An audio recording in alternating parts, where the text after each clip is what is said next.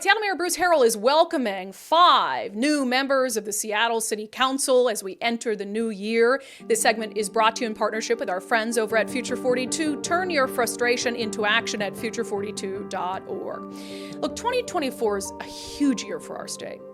Not only do we have an opportunity to make some real change when it comes to the 2024 elections, there's an important legislative session coming up, but I will say that our state enters the new year in better shape. I'm going to be optimistic and positive about that. There is now going to be a majority on the Seattle City Council of common sense, comparably moderate council members. Seattleites decided to choose people who wanted to prioritize public safety, people who want to make Seattle more business friendly. And so certainly time will tell heading into the new year when they finally take their positions and take office, whether they're going to make good on some of their campaign promises. But again, when we talk about Seattle heading into the new year in better shape, being optimistic here, you don't have Shama Sawant.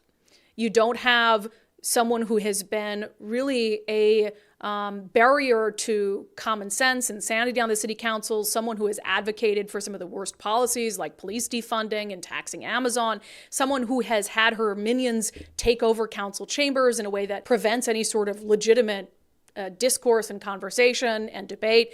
So we're going into Seattle in 2024 in better shape. So Mayor Bruce Harrell had a press conference where he brought in the new council members, which I thought was really nice.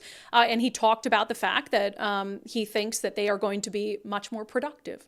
I've personally watched these council member-elects campaign, and I was very proud as a Seattleite to see how they led with integrity, commitment, passion. All of them talk strongly about public safety, their commitment to the issues residents care about, housing and homelessness, a focus on the basics like constituent response and listening, fixing potholes, accessible transit, clean and welcoming parks.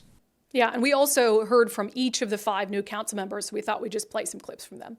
We have a once-in-a-generation opportunity to help usher in a new culture at Seattle City Hall, one that's based on collaboration, transparency, getting things done, mutual trust and respect. We just did not want the job title. We actually want to do the job. And, City Council is a destination for us to be able to do the job, serve our constituents. And I'm looking forward to working with them, working with the mayor's office and you all as well to keep pushing our city forward. I love this city. I've been here 22 years. I'm raising 2 daughters here. And I'm just looking forward to getting the city back to the vibrant state so that our kids are really thriving here as well as all of us. We do need to address the issues of public safety, of homelessness, affordable housing, and climate change. And in District 5, particularly important to everyone, and is sort of the holy grail, is getting a sidewalk in every single neighborhood. We have to have that positive, engaged leadership as we move forward.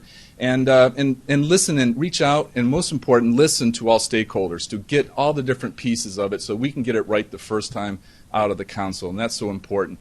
Yeah, and I think my expectation for them out of the gate, and the thing I want at the base level, is for them to act like adults, is for them to put aside the performative politics that had really become ingrained in previous council members and the way that they did business, where everything to them was about show and tell. It was like, how can I please these activists? What can I say? How can I vote in a way that'll please the loudest voice in the room? And that's no way to run a city. That's no way to run a city like Seattle. And so there is a majority to prioritize issues related to public safety, to prioritize improving the business climate, which is very, very good. Now, I will say, as a word of caution, that we had council members who were elected in 2019 who campaigned on all of that stuff too. Andrew Lewis, the councilman for downtown, who will soon not be the councilman for downtown, he campaigned on a promise to hire more officers. He talked about how wonderful officers were, best trained in the country, and then he turned around 6 months later and pledged to defund. He watched his district in downtown Seattle go into ruin, look like a ghost town, taken over by people overdosing on fentanyl. And then this summer, he voted down a common sense ordinance to allow Seattle police to arrest people for using drugs out in the open. So there has been a notable difference in the past in Seattle between what candidates campaign on, moderating their views during an election, and then what they actually prioritize when they are under pressure, when they're being shouted at by activists, when they're being painted with broad brushstrokes and labels and right wing if you support the police, etc. So I really hope that not only do these new council members prioritize the things that they promised voters they would prioritize, but I hope that they can withstand some of the pressure from Seattle's activist class that previous council members have proven incapable of withstanding. That segment was brought to you in partnership with our friends over at Future 42. Turn your frustration into action at future42.org.